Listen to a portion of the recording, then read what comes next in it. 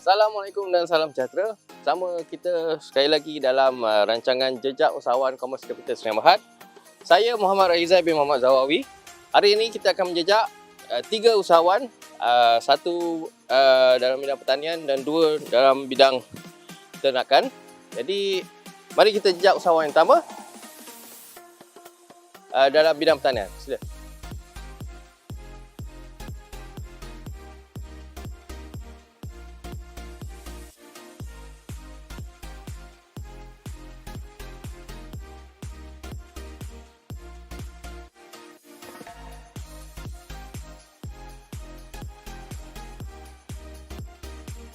Assalamualaikum. Hari ini kita bersama dalam sesi rancangan Jejak Usahawan. Jadi hari ini kita bertuah kerana kita bersama dengan Cik Misnan, pemilik pada ladang Serapuh Fertigasi, lokasi di Serapuh. Jadi mungkin Cik Misnan boleh terangkan sikit sebanyak tentang latar belakang Cik Misnan, serta macam mana Cik Misnan dapat idea untuk usahakan ladang ya. Assalamualaikum. Mula-mula saya nak ucapkan terima kasih kepada pihak Commerce Capital kerana sudi berkunjung ke ladang saya di Serapuh Fertigasi ini di Kampung Serapuh ya. Permulaan bagaimana saya boleh tercebur ke dalam bidang penanaman sayur fertigasi ini, dia bermula daripada PKP hari itulah ya. Disebabkan saya sebenarnya saya bekerja di bank sebelum ni, di SME Bank lebih kurang 10 tahun. Jadi bila saya berhenti, saya balik ke kampung, saya buat ladang sawit. Alhamdulillah masih ada lagi lah ladang sawit tu. Jadi kemudian saya diberi peluang untuk mengendalikan hotel Lanai Casuarina di Parit. Jadi masa PKP bila hotel semua tutup, jadi tak ada apa job yang saya boleh buat. Saya terfikir untuk create satu kawasan untuk buat fertigasi sayur lah, sebab saya rasakan mulanya PKP ni tak lama. Jadi kalau saya buat sayur, dia dalam 3-4 bulan dah dapat hasil. Jadi konon-kononnya untuk part time je lah. Tapi selepas saya melihat potensi yang ada pada kebun sayur ni dengan menjana pendapatan yang baik, di samping saya ada rakan kongsi saya, saudara Hafiz, minat juga dalam bidang tanaman sayur. Jadi saya ajak beliau untuk bersama-sama saya untuk buat ladang sayur ni lah. Alhamdulillah setakat ni kami ada lebih kurang 2,000 hampir 3,000 polybag, dan permulaan kami hanyalah setakat 500 polybag tanaman terung. Kali ni kita ada lebih kurang 1,500 tanaman terung dan 1,400 polybag untuk tanaman cili lah. Itulah kisah bagaimana kami boleh tercebur dalam bidang tanaman fertigasi agak jauh lagi bidang tu daripada bank, and then boleh pergi kepada perhotelan, kemudian pertanian. Memang ada background pertanian ke? Saya memang dibesarkan di kampung, jadi sikit sebanyak tu bidang penanaman tu tidak asing lah. Tapi secara aktif, secara orang kata full time tu tak adalah.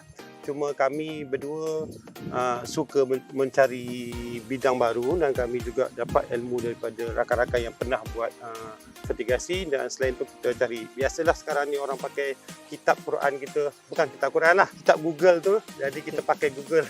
Banyak ilmu yang kita dapat daripada YouTube, kita cari untuk tanaman sayur ni. Okay, sebelum memulakan perniagaan ni, so apa yang langkah-langkah ataupun persiapan yang perlu usahawan lakukan lah untuk bermula lah suatu perniagaan ni? Sebenarnya untuk menjadi seorang usahawan ni, dia bagi saya pertama perkara yang paling pokok perlu ada satu minat. Kemudiannya dia kena ada ilmu. Ilmu ni tak semestinya kita tunggu ilmu cukup baru kita nak buat.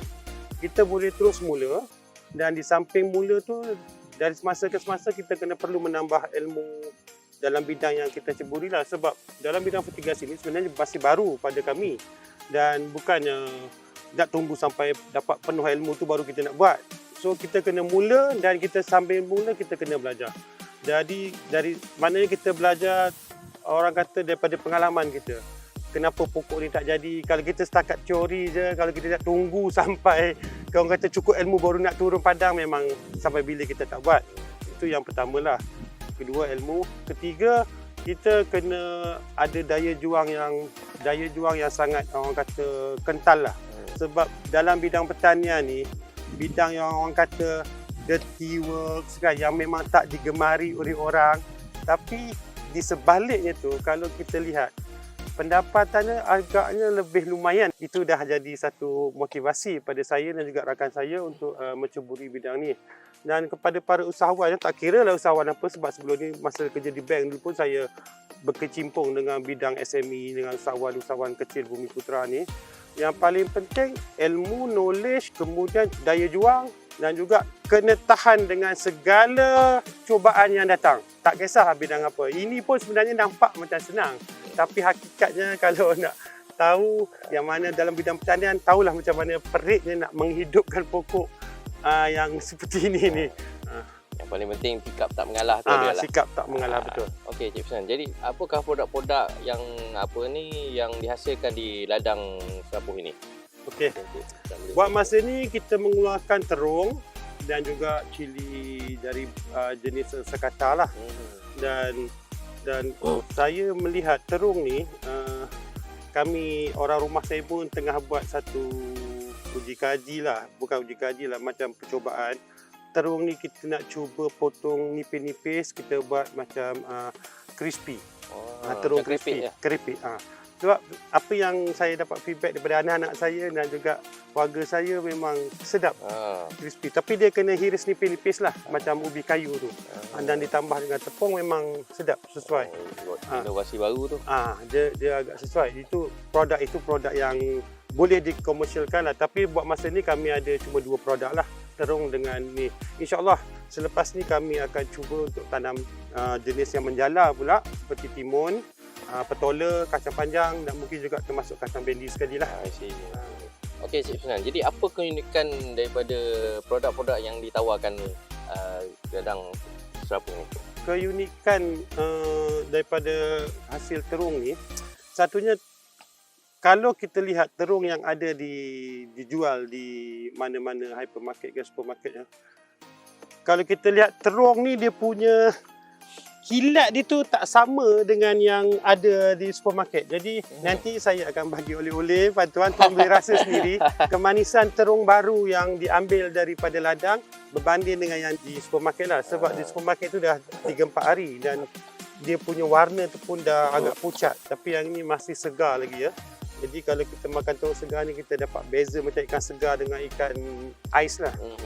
So apa menyebabkan dia yang unik daripada terung-terung lain ni? Sebenarnya satu, dia tak ada unik, tapi terung mini ni dia just nice size dia tu. Kalau untuk orang yang niaga kedai makan, dia dah tak payah dipotong. Satu tu senang nak kira harga. Satu tu terung. Kalau yang besar tu dia kena potong, takut ada yang sama tak sama size. Tapi ni kebanyakannya sama size yang kita jual, ikut grading dia. Jadi dia tak ada masalah. Kalau para penjual kedai makan ke nak jual terung, memang senang.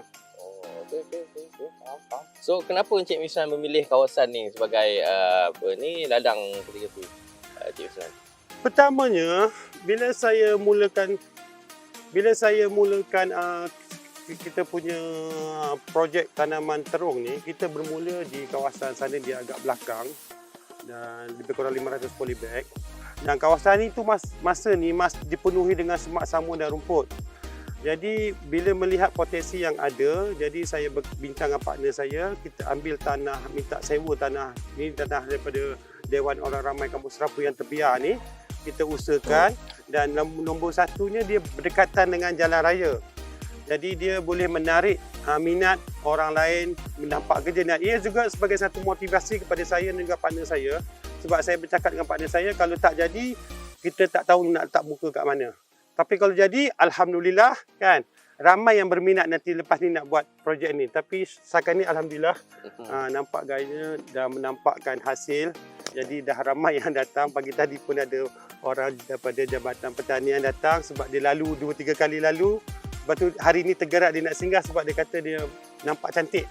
Kebun ni nampak cantik, jadi dia pun datang dan alhamdulillah dia pun boleh bagi borang Jabatan Pertanian. Bolehlah, ada, insyaAllah ada akan ada bantuan lah. Rezeki kami lah. Alhamdulillah. Lokasi pun strategik. Jadi orang peraya mungkin nak datang senang lah kan. Apakah perancangan Encik Misnan pada masa hadapan? Mungkin nak tambah lagi polybag ke, ataupun tambah pekerja ke, tambah cawangan ke mungkin? Tambah ladang lagi. Sebenarnya dia bila kita dah tercebur dalam bidang ni, dia minat dia tu datang dan bila menampakkan hasil tu, jadi kita kita menjadi satu kepuasan kepada kita kalau kita dapat memperbesarkan lagi projek ni. Saya bermula pada bulan 6 tahun lepas dengan 500 polybag dan sekarang ni belum sampai setahun pun saya buat fertigasi ni, dan sekarang kami dah ada lebih kurang 3,000 polybag dan dia masih lagi menyuntik semangat kepada kami untuk memperbesarkan lagi. Dan saya pun dah berbincang dengan ada agensi terutamanya pihak SDC yang memberi bantuan kepada kami di sini, dan insya-Allah pihak SDC pun dah bersetuju kalau ada orang kata keperluan untuk mendapatkan tanah boleh disewakan kepada pihak kami, dan kami pun telah memohon lebih kurang 10 ekar untuk tambahan tanaman fertigasi ni, insya-Allah. Jadi kalau macam ladang seluas ni berapa banyak pekerja yang diperlukan? Setakat ni kami hanya ada seorang saja pekerja, itu pun kami baru ambil. Memandangkan hasil dah nak keluar, jadi saya dah bincang dengan partner saya, bolehlah Fiz kita ambil pembantu sebab dah nampak hasil.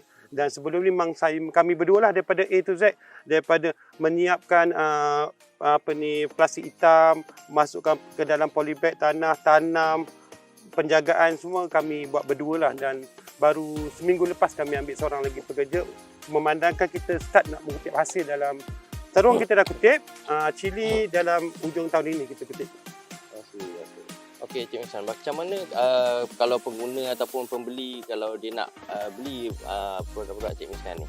Kan keluaran Cik Misnan ni. Setakat ini kami jual secara terus kepada peraih di air tawar. Tapi kami juga tak menolak lah kalau ada orang kampung sini yang nak beli.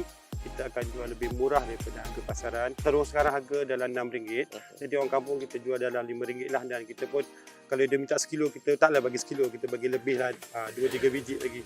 So alhamdulillah, memang kalau planning dia, kalau kami ada ladang tanaman timun ataupun tanaman petola lain, kami nak buat kemah di kawasan penjuru sana tu ada satu kawasan.